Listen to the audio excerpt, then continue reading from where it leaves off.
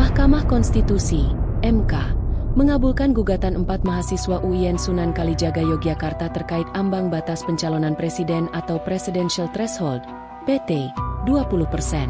Pemohon Enika Maya Oktavia dan 3 temannya sempat tidak yakin gugatan mereka bakal dikabulkan. Saya jawab, untuk jawaban optimistis atau tidak, jawab jujur, tidak optimistis.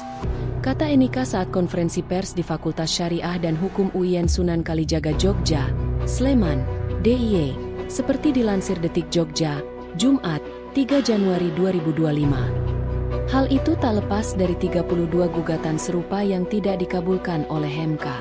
Selain itu, mereka merasa draft gugatan yang dibuat masih jelek. Bahkan saat masuk persidangan, permohonan mereka dikuliti hakim.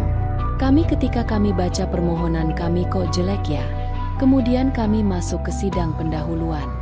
Nah, itu semuanya dikuliti oleh Yang Mulia, Pak Hakim Mahkamah Konstitusi.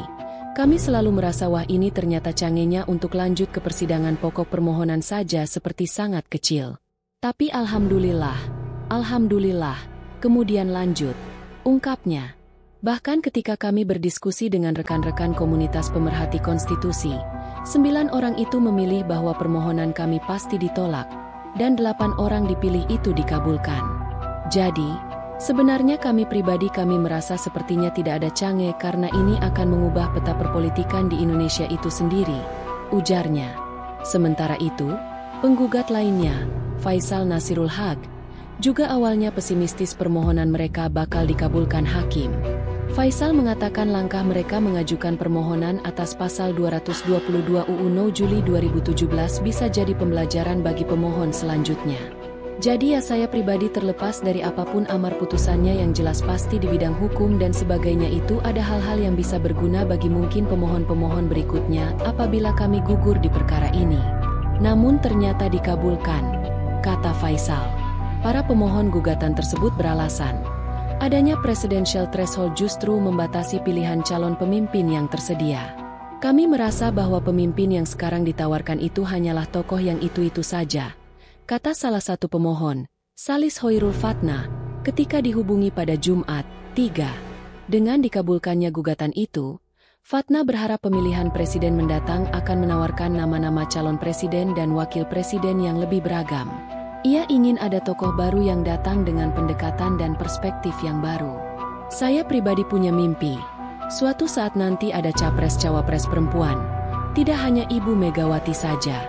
Tapi ada capres-cawapres perempuan yang akan diangkat. Kemudian mengangkat isu-isu domestik, tidak hanya isu-isu publik saja, ungkap wanita yang akrab disapa Nana tersebut.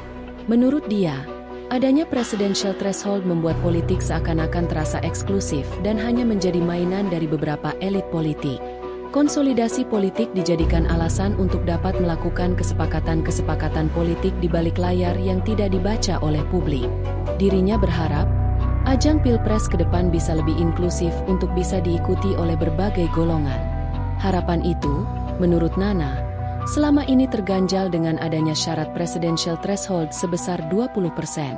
Suatu saat nanti mungkin ada capres-cawapres dari Buddha, dari teman-teman dari non-Muslim, atau bahkan teman-teman dari Timur, Indonesia. Harapnya.